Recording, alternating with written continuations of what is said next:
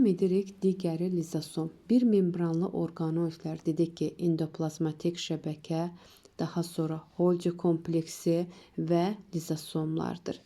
Lizosomlar tərkibində həzm fermentləri olan bir membranla əhatə olunmuş dəyirmi və ya uzunsov cisimciklərdir. Lizo həll edirəm deməkdir, soma bədən deməkdir. Lizosom orqanoidinə bitki və heyvan hüceyrələrində rast gəlinir. Məhz lizosom orqanoidinin tərkibində 30-a qədər fermentlər vardır. Həmən bu fermentlər sayəsində lizosomlar tərəfindən zülallar, yağlar, karbohidratlar kiçik monomerlərə parçalanır. Fermentlər yadınızda qalsın. Fermentlər zülal mənşəlidir. Yəni zülal üzvü maddədir. Bütün fermentlər zülal mənşəlidir.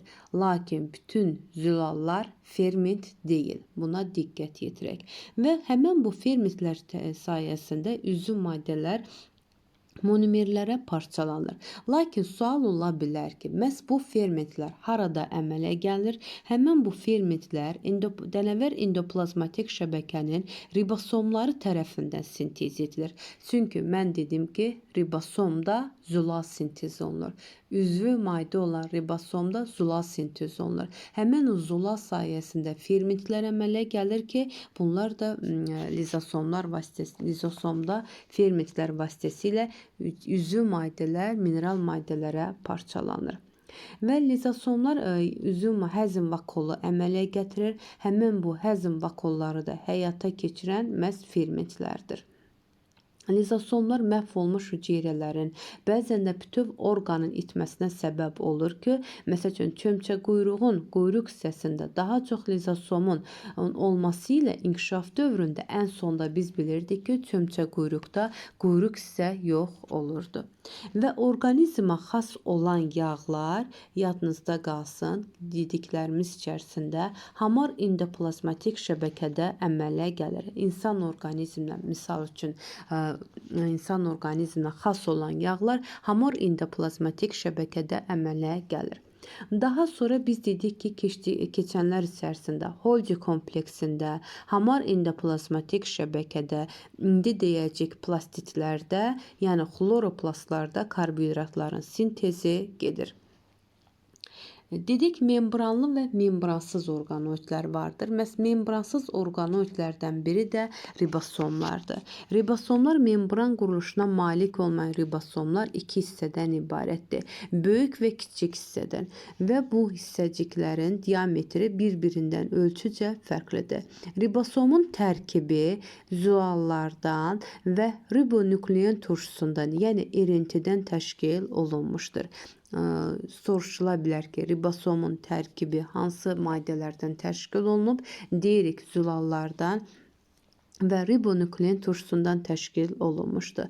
Məhz bu ribonüklein turşusu, yəni RNT, nüvəcik tərəfindən sintez edilir və ribosom RNT-si adlanır.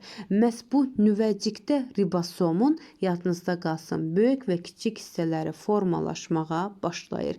Sual ola bilər ki, ribosomun böyük və kiçik hissələri harda formalaşır? Deyirsiniz, nüvəcikdə və ribosomun belə bir şəkildə ola bilər. Bu hissəsini yaxşı çəkmədim. Bax, bu cürdür ribosom. Həm böyük, həm də kiçik hissədən təşkil olunmuşdur. Həmən bu böyük və kiçik hissələrin ribosomların formalaşması nüvəcikdə baş verir. Və ribosomun funksional mərkəzi hissəsi vardır ki, inşallah zülalların sintezində deyəcəm. Yəni, bu ribosomların mərkəzi, bax, bu hissəsində, misal üçün, funksional hissəsində, bu hissədə nə yerləşir? 6 ədəd nukleotid yerləşir. İndi bəzi müəllimlər bəlkə də nukleid haqqında tam anlayışı yoxdur. Olanlar bilir ki, ribosomun funksional mərkəzində 6 nukleotid və yaxud da 2 triplet yerləşir. Və ribosomların əsas funksiyalarından biri də zülal sintez etməkdir. Və zülal sintezini həyata keçirən tək ribosom deyil və bir çox ribosomların yığımı təşkil edir ki, həmən bu polisom adlanır. Və polisomların sayı da elə məhz burada deyirəm, 4 və 40 arası olaraq dəyişə bilər. Deməli, zulalın sintezini həyata keçirən tək ribosom deyil, məhz ribosomların yığımıdır ki, polisom adlanır. Minimum 4, maksimum 40 ədəd polisom iştirak edir. Və yadınızda qalsın, ribosom bütün hüceyrələrdə, yəni həm prokaryotlarda, həm də eukaryotlarda rast gəlinən orqanoiddir. Lakin indiyə qədər keçdiyimizdən yalnız ribosom prokaryotlarda var. Prokaryotlarda nə endoplazmatik şəbəkə, nə Golgi kompleksi, nə lizosom, nə indi deyəcək mitoxondrilərə, xloroplastlara rast gəlinmir. Davam edək. İki membranlı orqanoidlərdən biri də mitoxondrini misal göstərmək olar. Mitoxondrinin sözünün mənası mitos, tel, sap deməkdir. Mütləq şəkildə bax bu hissələri yadımızda saxlayaq, mənalarını da bax kitabımızda da verib. Mitos, tel, kondrion, dənəvər deməkdir. Bəzən elə olur ki, deyir xondrionda və yaxud da dənəvər hissəcikdə olan prosesləri deyin. Adlarını bilməliyik latin dilində. Eukaryot hüceyrələr üçün səciyyəvidir. İşıq mikroskopunda yaxşı görünür və iki membranlı quruluşa malikdir. Və şəkilə diqqət yetirsək, mitoxon şəkillərini də bilməliyik, tanımalıyıq. Mitoxondrlərində xarici membranı hamar, daxili membranları qırışlıdır və daxili membranları qırışlı olaraq kristapipik və yaxud da çıxıntı adlanır. Kristlər də daha çox qaraciyər hüceyrələrində, yəni hansı hüceyrələr daha çox aktiv işləyirsə, kristlər daha çox orada ola bilər. Yəni qaraciyər hüceyrəsi ola bilər, eni zolaqlı skelet əzələ və yaxud da digər əzələ hüceyrələrində mitoxondr orqanoidi daha çoxdur. Və mitoxondrin daxili membranlarında olan, daxili membranların boşluq olan hissəsi matriks adlanır ki, matriksdə məhz yarım maye mühitidir. İndi gəlin görək matriksdə nə yerləşir? Testlərə düşə bilər. Matriksdə RNT yerləşir. RNT dedikdə ribonuklein turşusudur. Matriksdə yerləşir müxtəlif çoxlu fermentlər, matriksdə yerləşir müxtəlif halqa şəkilli DNT yerləşir. Məhz yadınızda qalsın, mitoxondrinin halqa şəkilli DNT-si məhz bakteriyalarda olduğu kimidir. Bunu mütləq şəkildə yadımızda saxlayaq. Və mitoxondr plazmatik şəbəkənin kanalları ilə sıx əlaqəli olub, adətən birbaşa, həmən bu kanallar isə adətən birbaşa mitoxondriyə açıla bilər. Mitoxondrinin digər orqanoidlərdən fərqli xüsusiyyəti ondan ibarətdir ki, onların özünə məxsus, yəni DNT molekuluna malikdir və həmən bu DNT molekulunun olması sayəsində onlar özlərini ikiləşdirə bilirlər, yəni ikiyə bölünmə yolu ilə çoxala bilir. Bəs soruşula bilər, mitoxondrin əsas funksiyası nədən ibarətdir? Mitoxondri hüceyrənin əsas enerji mənbəyi olan ATF molekulunu sintez edir. ATF molekulunun da adı, qısa adıdır ATF, uzun adı isə adenzo trifosfat turşusunu sintez etməkdir. Digər iki membranlı orqanoidimiz olan plastitlərdir ki, plastist və yaxud da plastoz formalaşmış, düzəldilmiş deməkdir.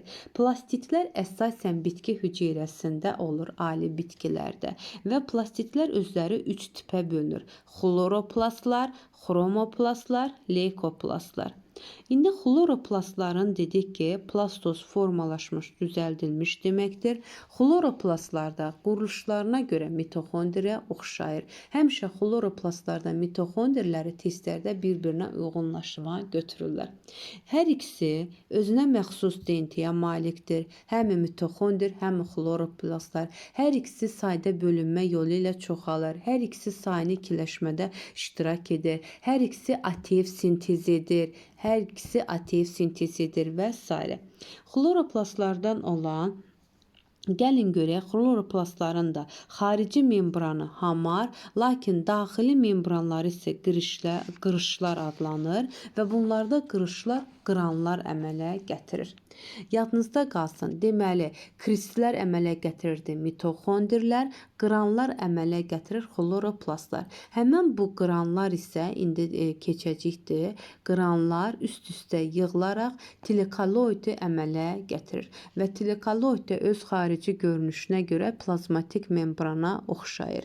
Məhz bu onların daxili maye mühiti isə xloroplastların daxili maye mühiti stroma adlanır. Stromada bir çox maddələr vardır ki, məsəl üçün mitoxondirdə olduğu kimi halqa şəkilli DNT, ribosom, RNT, müxtəlif fermentlər ola bilər. Məhz xloroplastlarda həm ATF sintez etməyə görə, təkrar deyirəm, həm də ikiyə bölünmə yolu ilə çoxalmasına görə mitoxondirlərdə oxşayır. Deməli, həm mitoxondirin, həm xloroplastların halqa şəkilli DNT-si vardır. Mitoxondirin daxili maye mühiti matriks adlanır, xloroplastların daxili maye mühiti isə stroma adlanır və hər ikisi ATF sintez edir. Xloroplastlar lakin mitoxondirlərdən fərqli olaraq günəş enerjisindən istifadə edərək qeyri-üzvü maddələrdən üzvü maddələr sintez edir. Davam edək, xloroplastların digər növü xromoplastlardır ki, xroma rəng deməkdir. Yenə iki membranlı quruluşa malikdir. Əsasən bu xroma rəngli deməkdir ki, məsəl üçün bəzi çiçəklərdə, meyvələrdə, payız vaxtı yarpaqlarda xromoplastlara rast gəlmək olar. Digər növü leykoplastlardır ki, leykoplastlar, leykos ağ deməkdir, iki membranlı olubdur. Leykoplastlar da yenə özlərinin DNT-si, RNT-si, ribosomu, fermentlərə malikdir. Lakin leykoplastlar rəngsiz deməkdir. Əsasən bitkinin işıq görməyən hissələrində, rəngsiz hissələrində, yəni köklərində, kök yumsovlarında, gövdə və kök yumurlarında rast gəlinir. Yadınızda qalsın, leykoplastlarda ehtiyat halında qida maddələri toplanır və bir əlavə demək istəyirəm ki, həmən bu plastitlərin növləri bir-birinə çevrilə bilər. Yəni, xloroplastlar xromoplastlara və yaxud da leykoplastlar xromoplastlara çevrilə bilər. Yəni, bu çevrilmələr mümkündür. Bir plastit növü digər plastit növünə çevrilə bilər. İki membranlı orqanoidlərin həmişə bir-birinə uyğunlaşdıran, bir-birinə oxşar fərqli cəhətləri dedikdə, yadınızda qalsın, həmişə mitoxondirlərdən xloroplastları bir-birinə oxşar götürürlər. Digər biz dedik ki, membransız orqanoidlərimizdən ribosomu dedik. Digər membransız orqanoidimiz isə hüceyrə mərkəzidir. Hüceyrə mərkəzi membran quruluşuna, bu kitabımızda da verilibdir, membran quruluşuna malik deyil. Adətən nüvənin yaxınlığında yerləşir və hüceyrə mərkəzi eyni ölçüdə olan iki cisimcikdən təşkil olunmuşdur. Yadınızda qalsın, biz deyirik ki, ribosomlar müxtəlif ölçülü iki cisimcikdən təşkil olunmuşdur, lakin hüceyrə mərkəzi eyni ölçüdə bir-birinə perpendikulyar yerləşən iki cisimcikdən təşkil olunmuşdur. Hüceyrə mərkəzinin əsas funksiyası hüceyrənin bölünməsində iştirak edir, yəni hüceyrə bölünməsi zamanı hüceyrə mərkəzi ikiləşir və bölünmə vətərlərini nə edir? Sentrollar əmələ gətirir və bölünmə vətərləri əmələ gəlir. Yadınızda qalsın, ali bitkilərin hüceyrələrində sentrollar olmur. İnşallah çoxalma və inkişafı keçəndə deyəcəm ki, məsələn, hüceyrə mərkəzini bu cür göstərirlər ki, hüceyrə mərkəzi mitoz bölünmədə nə edir? Mitoz bölünmənin əvvəlində başlayır sentrollar ikiləşməyə. Yəni, interfaz, mitozdan əvvəl olan interfaz mərhələsində sentrollar sanki bu cür ikiləşir və ikiləşərək onlar hüceyrənin qütblərinə çəkilirlər. Daha sonra həmən bu sentrollardan isə qütblərinə çəkilir və burada bölünmə vətərləri əmələ gətirilir. Bax, belə bir vətər tellər əmələ gətirir ki, həmən bu vətər telləri isə xromosomlara birləşərək, məsəl üçün tək xromatidli xromosom çəkdim, həmən bu xromatidlərin sentromer hissəsinə, yəni mərkəzi hissəyə birləşərək xromosomları qütblərə çəkir. Deməli, hüceyrənin bölünməsində nə edir? iştirak edir. Hüceyrənin digər orqanoidləri vardır ki, hərəkət orqanoidləri, bilirik ki, kirpilər, kirpiklər, qamçılar, miofibrlər, yalançı ayaqlara rast gəlinir. Hüceyrənin bundan əlavə də bir çox törəmələri vardır ki, ehtiyat qida maddələri şəklində hüceyrədə damcılar şəklində, kristallar şəklində, efir yağları toplana bilər, nişasta toplana bilər, yağ damcıları toplana bilər və hüceyrə törəmələrində bir çox da pigmentlər vardır ki, bunlara xlorofil pigmentini, antision pigmentini misal göstərə bilərik. Davam edirik. Digər hüceyrənin hissələrindən biri də əsasən bitki hüceyrəsinin sitoplazmasında yerləşən, membranla əhatələnmiş, içərisi maye ilə dolu olan boşluqlar vardır. Həmin bu boşluqlar vakol adlanır. Vakolun membranı quruluşca plazmatik membrana oxşasa da qalın olması ilə bundan fərqlənir. Yəni plazmatik membrandan fərqlənir. Vakol nəyin hesabına əmələ gəlir? Vakol hüceyrənin endoplazmatik şəbəkə və Golgi kompleksinin genişlənmiş boşluqları hesabına yaranır. Məhz bitkilərdə, vakollarda çoxlu şəkildə hüceyrə şirəsi, suda həll olmuş üzvü və qeyri-üzvü maddələr toplanır. Bir bitki hüceyrəsinin şəklini çəkəcəm. Həmişə yadınızda qalsın, bitki hüceyrələrinin xarici qılafı hüceyrə divarı olduğuna görə, möhkəm, sərt olduğuna görə həmişə bitki hüceyrəsini sabit formada göstərirlər. Lakin heyvan hüceyrəsi isə belə dəyişkənlik olar. Çünki onların hüceyrə divarı yoxdur. Xarici qılafı glikokalix adlanır ki, o da elastikdir. Və bitki hüceyrəsində dedik ki, vakollar vardır. Əgər bitki hüceyrəsində nüvə mərkəzdə yerləşərsə, kənarda çoxlu şəkildə vakollar varsa, xırda çoxlu şəkildə vakollar varsa, həmin bu cavan bitki hüceyrəsidir. Cavan bitki hüceyrəsi. Lakin bəzən şəkillərdə bir ədəd böyük vakol göstərilib və nüvə plazmatik membrana söykənmiş vəziyyətdə olarsa, mərkəzdə yerləşməyib, yəni qılafa yaxın hissədə yerləşirsə, bu yaşlı bitki hüceyrəsi olmuş olar.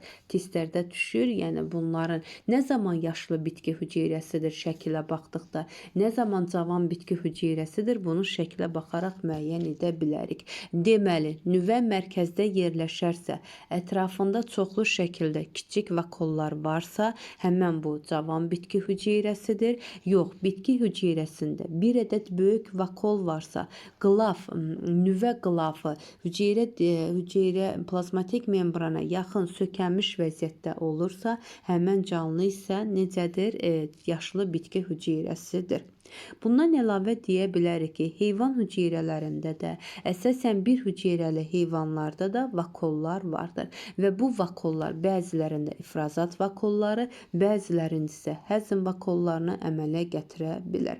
Yadınızda qalsın, hüceyrə şirəsi dedik ki, toplanır vakolda. Həmən o hüceyrə şirəsində isə, məsəl üçün, bitkilərə rəng verən, antision deyilən, müxtəlif bitkilərə rəng verən antision deyilən maddəyə rast gəlinmiş olar.